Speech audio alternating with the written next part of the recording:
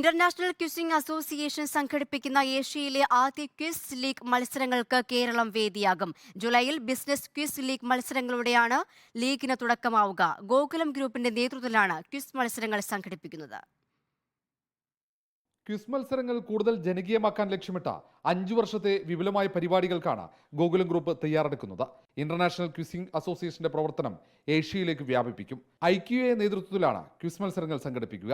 Quiz മത്സരങ്ങളിലൂടെ വിദ്യാർത്ഥികൾക്കിടയിൽ വിജ്ഞാനം വർദ്ധിപ്പിക്കുകയാണ് ലക്ഷ്യം. ഇത് ഒരു കുട്ടികൾക്ക് മാത്രമല്ല, എല്ലാ ആളുകൾക്കും ഈ ക്വിസ് പ്രസ്ഥാനത്തിൽ ഒരു വലിയ വിജ്ഞാന വിപ്ലവം ഉണ്ടാക്കാൻ സാധിക്കും എന്നാണ് ഞങ്ങൾ ഗോകുലം ഗ്രൂപ്പിന്റെ വിശ്വാസം.